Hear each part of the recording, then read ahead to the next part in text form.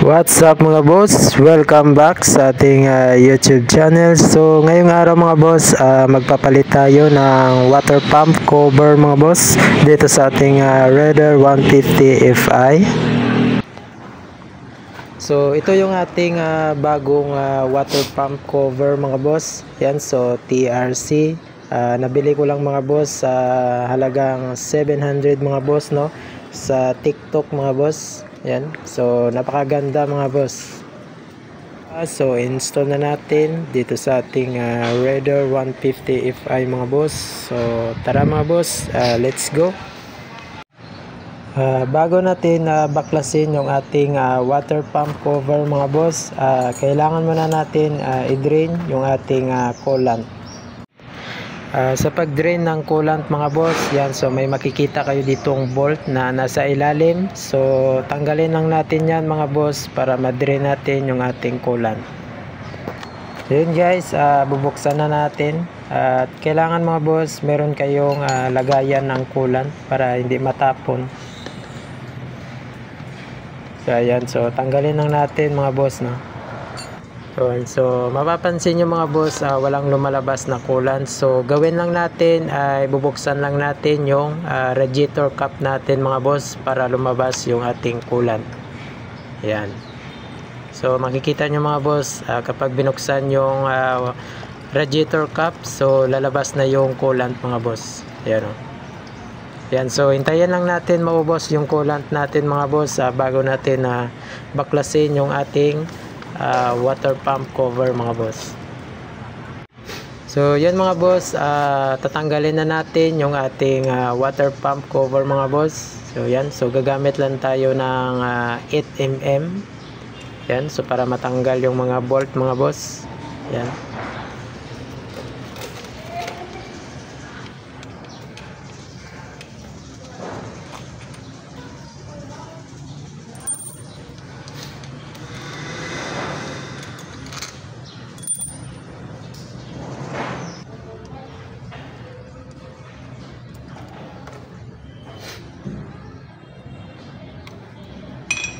So yun mga boss, natanggal na yung ating water pump cover mga boss. Yan.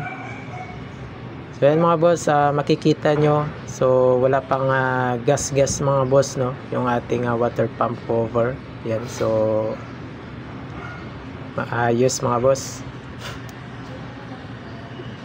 So yan mga boss, bubuksan na natin itong bago nating water pump cover mga boss. Yan, so bubuksan lang natin.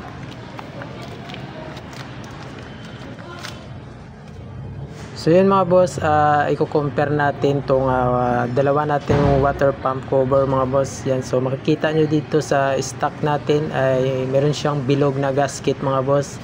And then dito naman sa TRC natin na water pump cover, so wala siyang gasket mga boss, no, na bilog. So hindi kagaya dito sa stock natin mga boss, bilog yung kanyang gasket. Yan. So kailangan pa natin putulan mga boss yung gasket. So ayan mga boss, makikita nyo mga boss, no, yan, yung lagayan ng gasket. So yan mga boss, so kailangan talaga natin siyang putulin mga boss, no. So yan, so gagamit lang tayo ng gunting mga boss. So wala kasi siyang lagayan ng gasket mga boss, so hindi kagaya sa stock meron. Dito sa TRC mga boss, so wala. So kailangan talaga natin siyang guntingin mga boss, no. So ayan mga boss, ipapasok na natin. Yan.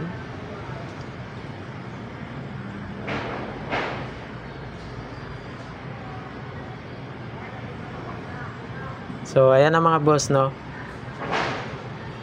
And so sakto na yung gasket natin mga boss dito sa bago nating water pump cover. Yan. So guntingin ulit natin.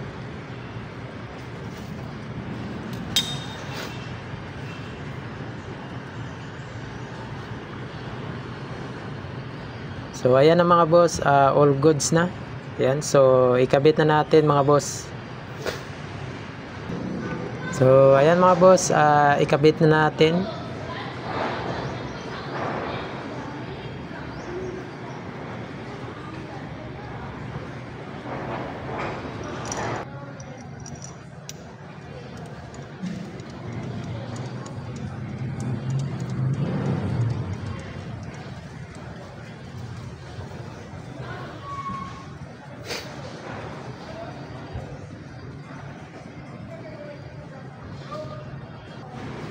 So ayan mga boss, may makikita kayong gasket mga boss dito sa stock natin na bolt. So tatanggalin lang natin yan mga boss, no, at ilipat natin sa bago nating bolt mga boss. Yan, so lalagyan natin yan ng gasket mga boss, no. Yan. At ilalagay natin sa drain ng coolant mga boss, kasi kung wala siyang gasket mga boss, tatagas yung coolant natin. So kailangan meron siyang gasket mga boss, no. Ayan. So yun mga boss, itong dalawang bolt na to mga boss, so babawasan natin siya mga boss ng konti para masakto yung bolt natin mga boss dito sa kanyang butas. Yan, so dalawa yan mga boss, no. So kailangan natin bawasan yan. Alright. So yun mga boss, nabawasan na natin yung bolt. So ibabalik na natin mga boss, no. Yan.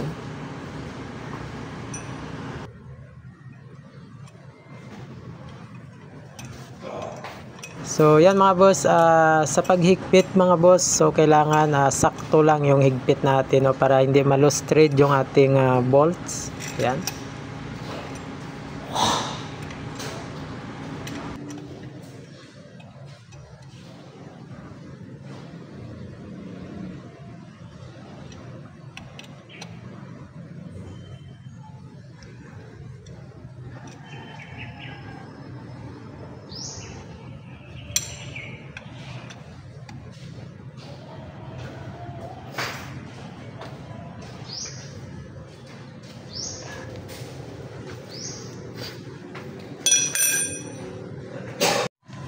So alright mga boss, yung dito banda mga boss, so kailangan nyo siyang gamitan ng Allen wrench mga boss, kasi merong lumalabas dito na coolant dito sa bandang gilid niya mga boss. So ang gawin nyo lang, higpitan nyo lang mga boss gamit nito. So higpitan nyo lang para hindi siya tumagas. Yan, so pandarin natin mga boss. Titignan natin kung meron siyang tagas. Yan.